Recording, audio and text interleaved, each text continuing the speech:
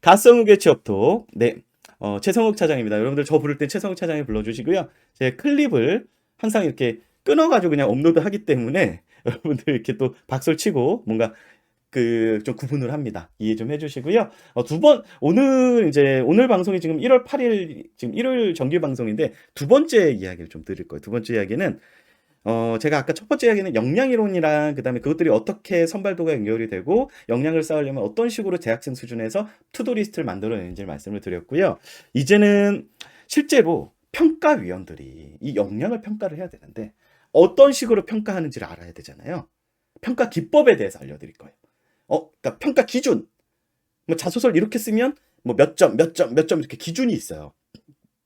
여러분들 이거 궁금하잖아요. 이렇게 쓰면 합격 이럴 것 같지만 사실 뭔가 공통된 기준이 있어야 되잖아요. 기업 입장에서는. 평가자가 다르다고 점수가 다르면 안 되니까. 요거에 대해서 알려드릴 겁니다. 자, 평가 기법도 결국에는 여러분들 역량에 대해서 역량을 어느 정도 갖추고 있느냐. 이거예요. 그리고 여기서 좀 이 영상을 보시는 분이, 이 클립만 보시는 분들은 반드시 제 클립 중에 역량이론에 대한 30분짜리 그게 있는데 그걸 꼭 읽어주세요.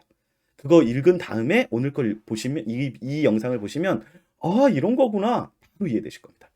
그래서 역량이라는 건, 지금 처음부터 듣는 친구는 좀 반복되겠지만, 고성과자의 특성이에요. 그리고 여섯 가지로 저는 정의를 하는데, 대학생 수준에선 지식, 기술, 태도, 스펙, 경험, 마인드. 이 6가지로 이루어져 있습니다. 그리고 선발을 할 땐 이걸 어느 정도 갖추고 있는지, 이걸 가지고 직무에 어울리느냐, 그 다음에 조직에 어울리느냐, 이걸 가지고 이제 사람을 뽑는 거예요. 이해되시죠? 자, 그렇게 이제 이해를 하시면 되고요. 첫 번째, 이 역량을 어느 수준으로 갖고 있느냐 평가하는 기법 중에 첫 번째 기법은 마스 기법입니다. 마스 기법. 뭐냐면 Behavioral Anchored Rating Scale. 행동 기반 평가 척도라고 해요. 이게 뭐냐면 이거는 사실 그 신입사원 평가뿐만 아니라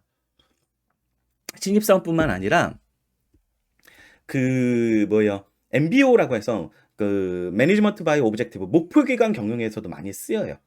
사람 평가할 때나 조직 평가할 때 좀 쓰는 겁니다. 그래서 바스라는 거 좀 어려우실 텐데 이게 뭐냐면 수준이 어느 수준까지 나가느냐, 이 역량에 대해서 이런 걸 물어보는 거거든요. 그러니까 예를 들어 드릴게요. 그래야지 이해가 쉽죠? 창의력을 발휘했던 경험이 있으십니까? 만약에 이게 면접 질문이든 아니면은 자소서 질문에 나왔다고 칩시다. 자소서에서 SK 하이닉스 그 2번 문항이 그거죠. 기존과는 다른 뭐 본인만의 어떤 뭐 기존과 다른 방법이나 이런 경험을 그 어떤 문제 해결 솔루션을 통해서 문제 해결을 해본 경험에 대해서 쓰시오. 그래서 창의력 발휘 경험이 지금 SK 자소서에 들어있단 말이에요. 아시죠? 자, 그래서 혹은 이제 면접에서 이걸 물어봤다 칩시다. 창의력을 발휘했던 가교 경험을 말씀해 주세요라고 했을 때 마스 기법에 의해서 평가를 하게 된다면 이게 탐침이라고 합니다, 여러분들. 면접이라고 좀 예를 들게요. 자소서도 있지만 자소서도 똑같은 방식으로 평가가 일어나요. 그래서 뭐 탐침을 완료했을 때 프로빙을 합니다. 그래요? 그때 창의력을 발휘했던 때 본인의 감정은 어땠죠? 그때 본인 때 행동은 뭐였습니까? 그때 상황은 어땠어요? 그때 어려움은 없었어요? 이렇게 꼬리물기가 들어가죠. 이게 이제 구조화 면접이라고 하고요. 이거를 했을 때 피면접자의 역량 레벨이 어느 정도까지 가 있는지 보는 거예요. 이 역량 레벨은 뭐냐면 하위 레벨, 낮은 점수는 창의력을 발휘했던 경험을 말씀해 주세요. 예, 저는 이런 때 이런 경험을 발휘한 경험이 있습니다. 이렇게 상황만 얘기했을 때는 낮은 점수를 받게 돼요. 근데 상위 레벨, 높은 점수는 네, 저는 이런 상황에서 이런 역할을 했었고요. 그때 그런 상황이기 때문에 이렇게 했었고 이걸 통해서 어떤 결과를 얻었고요. 그때 이런 걸 좀 배웠습니다. 그리고 이걸 배운 걸 가지고 다음에 적용을 했더니 그때도 이런 결과가 나왔습니다. 퍼포먼스가 나왔습니다. 이렇게 쭉 전개하면 높은 점수를 받는 거예요. 자, 이게 잘 보시면 뭐냐면 스타예요, 스타. 있던 시츄에이션에서요, 태스크, 제 역할은 이런 식으로 했고요. 그래서 액션, 행동을 이렇게 했더니 리절트, 결과가 이렇게 나왔고요. 그 다음에 이제 더 나가면 그래서 그때 이런 느낌과 이런 감정을 가졌었고요. 그래서 이렇게 나중에 체화해가지고 어디에 적용했더니만 그때도 성과를 얻었어요. 이게 앞단이 실패했더라도 나중에 체화해서 다른 데 적용했더니 성공했어요. 뭐 이런 스토리라인이 갖춰지면 높은 점수를 받는 겁니다. 이해되세요? 물론 이제 이 요소를 다 쓰면 되게 너저분할 수 있기 때문에 면접에서 굉장히 심플하게 이야기하거나 뭐 묻는 말에 대답을 하면 꼬리 질문으로 이 단계를 측정을 할 거예요. 그러니까 여러분들 너무 걱정은 마. 이거에 너무 강박을 가져서 야, 이 요소들 상위 레벨로 가기 위해서 모든 얘기를 해야지 하면은 박찬호가 됩니다. TMI가 돼요. 면접에서 그거 좋지 않고요. 자소서에선 괜찮아요. 그래서 여러분들이 이제 마스터 자소서로 많이 쓰시는 SK 자소서 있죠. SK 하이닉스나 SK 이노베이션 자소서를 보면 요런 느낌으로 구성돼 있어요. 가이드가.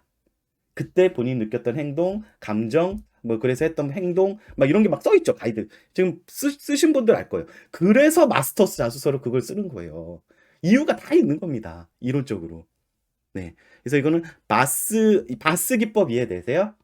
그래서 자소서에는 그런 식으로 쓰는 게 좋고요. 면접에서는 이렇게 하는 건 좀 위험하다. 주저리 하다가 막 그 너무 군더더기가 많아져서 좀 묻는 말에 대답은 하는데 조금만 살붙이는 정도. 굉장히 심플하고 압축해서 얘기하거나 앞쪽 얘기한 다음에 꼬리 질문 유도해야 돼요. 예. 자, 봅시다. 근데 바스도 단점이 있어요. 이 문항 개발을 하고 평가 그 예시를 다 들어줘야 돼서 복잡해요. 그리고 면접에서는 여기도 써놨죠. 면접에서 다 얘기하는 게 아니라 탐침 과정에서 최대한 상위 레벨로 진들하도록 얘기를 뭐 평가자도 유도를 할 거고 그 다음에 여러분들도 이런 식으로 진술을 해야 됩니다. 그리고 여기 제가 주의사항 써놨죠. 한 번에 저 얘기를 다 하면 주저주저 길어진다. 면접과 다르게 자소서에서는 최대한 마스에서 좋은 점수를 얻게 서술할 수 있다. 특히나 공기업은 이 기법을 반드시 이해하셔야 돼요. 마스 기법을. 공기업에서는 이런 식으로 평가하는 경우가 많습니다. 자, 바스 기법. 여러분들 리액션 좀 보여주세요. 바스 기법이 어떤 건지 이해되세요? 예, 자소서나 면접에서 여러분들의 역량을 측정하는 기준. 바스. 뭐 하위 레벨이냐 상위 레벨까지 행동이나 경험을 본인이 처화했느냐. 이걸 보는 거예요. 그리고 경험의 이제 일관성과 그 핏 정도도 보는데 적합 정도도 보는데 뭐 그것까지는 여러분들 설명하면 너무 복잡할 것 같고 자소서는 어쨌든 이런 식으로 쓰면 좋다. 면접은 이런 식으로 유도를 하면 좋다. 이렇게 생각하시면 되고 문제는 뭐냐면 아까도 첫 번째 세션에 말씀드리면 평가자가 이런 이론적인 베이스와 기준을 인사팀에서 주는데 무시한다는 거예요. 무시하는 경우가 더 많아요. 인상 보고 막 이럴 때도 있어요. 예. 그건 알 수가 없으니 최대한 뭐 이거에 맞춰서 준비를 하시면 좋죠. 그리고 두 번째 보스 기법도 있어요. 보스 기법. 이 보스 기법이 요즘에 뜹니다. 예, 맞아요. 재료가 많을수록 좋고, 그래서 중요한 게 포장이 아니라 재료라고, 뭐 포장도 중요하지만 재료가 훨씬 중요하다고 말씀을 드리는 겁니다. 등이트이님도 오셨네요. 자, 여러분들 어때요? 이제 바스는 다 이해되셨습니까? 아, 이런 식으로 평가를 해서 고득점이 나오는 애들 이런 애들이구나. 이해되시죠? 다만 이 소재가 핏한 것도 되게 중요해요. 직무랑 요즘에는. 그것도 봐야 되고 면접에서 주저리도 위험하고 그 다음에 자소서는 저렇게 써도 되고 보스 기법은 Behavioral Observation Scale 행위 관찰 척도법. 이 바스랑 똑같이 바스도 경험 중심이나 행동 중심으로 여러분들의 역량을 측정하는 도구인데 그 기법인데 이 보스라는 거는 빈도가 들어가요. 빈도. 얼마나 자주. 그래서 얼마나 자주 그런 행동을 하는지 빈도를 측정하는 겁니다. 그래서 빈도가 높으면 해당 역량이 있다. 이 차이점이 뭐냐면 바스는 이 역량 레벨을 보는 거고요. 여기선 빈도를 보는 거예요. 얼마나 자주 그러느냐. 그래서 관찰법을 시행하는 그런 면접들 있죠. 이거는 자소서에서 많이 등장은 안 하고요. 관찰법에서 많이 나와요. 뭐 예를 들면 토론 면접, 토의 면접, 뭐 팀빌딩 면접, 도미노 쌓기, 아니면 옛날 샘표에서 했었던 뭐 이렇게 뭐죠? 요리 면접, 뭐 이런 거. 이런 데서 활용을 합니다. 이런 걸 하면서 리더십이 있는 행동, 뭔가 정리하는 행동, 이런 게 빈도, 그러니까 역량이 쭉 있고 얼마나 자주 그런 행동을 보이는지 관찰하는 거예요. 빈도를 측정하는 겁니다. 그리고 10층 면접이나 구조화 면접에서도 보스를 활용하는 경우 있어요. 면접 질문 자체가 얼마나 자주 그런 행동 하세요? 그런 거 몇 번 해보셨어요? 뭐 이렇게 묻는 경우가 있다는 거죠. 빈도. 그래서 빈도의 개념이 들어가는 것들이 관찰 면접에서 많이 쓰이고요. 그럴 때는 내 그 행동 역량을 이 관찰법을 통해서 이 역량의 수준을 측정을 하는 거예요. 이해되십니까? 바스와 보스. 예, 보스는 주로 면접에서 쓰이고 바스는 자소서에서 쓰인다. 뭐 이렇게 좀 보시면 되고 물론 이제 바스도 면접에서 쓰이지만 조금 조심해야 돼. 조심해서 써야 된다. 조심해서 참고해야 된다. 그리고 이런 이론적인 베이스 다 무시하는 면접관과 자기소개서 평가자도 꽤 있다. 네, 여기까지 여러분들 평가 기법에 대해서 이야기를 했습니다. 자, 여러분들 제 보조 강의 자료는 제 블로그와 제 브런치에 가시면 좀 잘 나와 있으니까 이런 것도 다 무료죠. 아시겠지만 요거 좀 보세요. 자, 여기까지 좀 이제 이론적인 얘기 오늘 되게 많이 하고 있네요. 여러분들 어떠세요? 좀 이해가 많이 되십니까?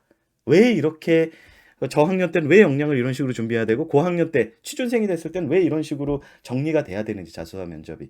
평가가 왜 어떻게 일어나는지 알아야지 이걸 아시니까 오늘 평가 이론에 대한 역량 평가 이론에 대해서 좀 말씀을 드렸습니다.